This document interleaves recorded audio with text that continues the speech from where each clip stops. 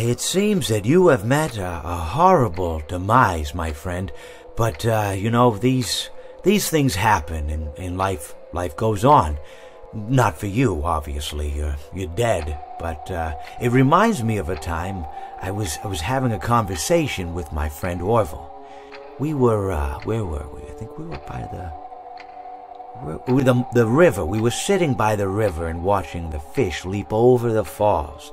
And I said to Orville, sometimes I feel like a fish leaping over and over again, always trying to get somewhere, though I don't know where, only to find myself in the jaws of a beast. He, of course, looked at me, surprised, Have you been in the jaws of a beast, friend? To which I said, no, of course not, Orville. I said, no. I simply meant that life can seem like a relentless endeavor to overcome meaningless obstacles, only to meet an equally meaningless fate regardless of your efforts, regardless of the obstacles you've passed. And Orville, he stood and proceeded to drape me with a picnic cloth, to which I asked him, I said, friend, what are you doing? He looked at me very concerned, really. I feel like you've gotten too much sun. Indeed, indeed I had. He proceeded to pour me a glass of just ice-cold lemonade.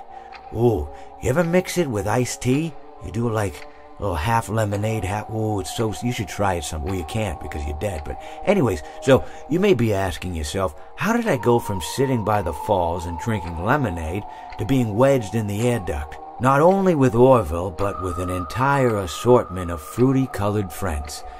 Well, there's really no good answer to that, but perhaps I met a demise of my own at some point, and this is my afterlife or my dream, whatever it might mean. I honestly don't know. Or maybe it doesn't mean anything at all. Maybe it doesn't mean anything at all. My friend, you have met a terrible, terrible demise. But, I don't feel too bad about it. After all, if it weren't from me, it would have just been from someone else, I guess what I'm trying to say is life goes on. Well, for everyone else, life goes on, not for you. You're dead. But that's neither here nor there. It reminds me of one summer day in the park. I was having just a delightful picnic with my good friend Orville. And I said to him, Orville, I have a story. And he said to me, what's the significance of the story? And I said to him, Orville, not every story has to have significance, Sometimes a story is just a story. If you try to read into every little thing and find meaning in everything anyone says, you'll just drive yourself crazy. I had a friend do it once. Wasn't pretty. We talked about it for years. And not only that, but you'll likely end up believing something you shouldn't believe and thinking something you shouldn't think, or assuming something you shouldn't assume, Sometimes, I said, a story is just a story. So just be quiet for 1 second of your life and eat your sandwich, okay? Of course, it was only then I realized I made sandwiches, and poor Orville was having such difficulty eating it. Elephants have those clumsy hands, Actually, I suppose that's the problem. They don't have hands at all, do they? They're all feet. I couldn't imagine someone asking me to eat a sandwich with my feet. Now, if I recall correctly, there was a bakery nearby. I said to him, Orville, let me go get you some rye bread. Now, I'm unsure if elephants enjoy rye bread, but I assure you that Orville does. Now, this was on a Tuesday, which was good because rye bread was always fresh on Tuesday. They made sourdough bread on Monday and threw it out Wednesday, or rather they sold it at a discount for people wanting to feed the ducks, and then probably at the end of the day, finally they threw it all out. I don't recall. I do remember a man who would bring his son to the bakery every Wednesday and then go feed the ducks. He would buy all of the sourdough bread. Of course, you're not supposed to feed the ducks sourdough bread at all. It swells up in their stomach and then they all die. At least that's what I've heard. You know, I never saw any ducks die myself, but I did notice a substantial decrease in the duck population over the course of a few years.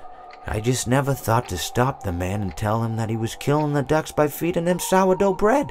And if you want my opinion on the matter, and I told Orville this as well, if you want to feed ducks, or birds, or any kind for that matter, it's best to buy seed. I mean, when you think about it, breads of any sort don't occur in nature. They don't grow on trees or spring up from the bushes. I don't think birds know what to do with bread. What was I saying? Oh, yes. So I bought Orville some rye bread. What a fine day it was. It seems that you have met your end. What a pity. You know, I don't feel too bad about it, though. After all, if it weren't me, it would have just been one of the others, I guess. I'm honestly just glad to be out of those air ducts. You know, it's not easy for a hippopotamus to fit up there, and not easy to get down either, and not as young as I used to be, as you can see. I used to be able to do all sorts of things. You're young, you're vibrant, you have that sort of pep in your step. It reminds me of a conversation I was having with one of my good friends, Orville. We were having a nice picnic one day. I believe it was summer. No, perhaps it was it the fall? Yes. It was the fall because the leaves had turned already. But I said to Orville, I says, Orville, I have a story to tell you. And Orville looked at me, kind of odd and said, what's it about? I said to him, not every story has to be about something, Orville. Sometimes a person just wants to talk. Why does everything have to be a story? I said to him. He just looked at me and he said, well, you said you had a story, and, he was quite right. I did, in fact. I told him I had a story. I suppose if a person just wants to talk, then it's best to not announce that you're telling a story. Telling a story does come with its own pressures and expectations, I suppose. After all, if you're just talking to a friend, then there's no more expectations than if you were talking into the wind. Words by themselves aren't expected to carry, aren't expected to stick.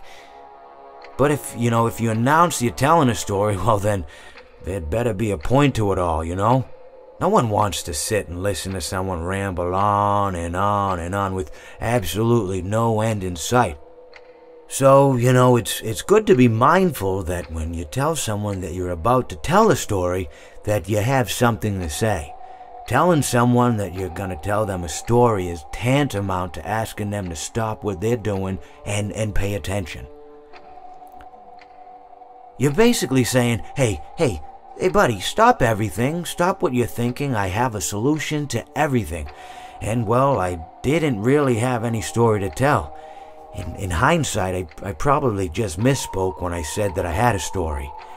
I think it would have just been better to tell Orville that I wanted to tell him something rather than tell him that I had a story. But even then, it might have put too much importance on the whole thing. Either way, it was quite a nice day. I remember that we were drinking tea. Well, it seems that your journey has ended. Very sorry about that. It was always going to end this way, of course. If it weren't by me, it would have just been by some other, terrible thing. Just, you could not imagine how terrible it would be. Just, I get scared thinking about it. Glad it's not me. It reminds me of a time I was speaking to my good friend Orville. We were sitting on a park bench watching the pigeons. I was on the left, he was on the... Wait, was I on the right or left? Anyways, it doesn't matter. We were sitting on there watching the pigeons. And I said to Orville, friend, those birds are frozen. And he kind of looked at me like I'd lost my mind. But I reminded him that it was winter, and often birds will sit in a tree until they freeze. And then they sort of fall to the ground until the sun warms up and they can, move around again. So I said to Orville, you might as well save those breadcrumbs until the birds thaw, because they can't very well enjoy them in the condition they're in.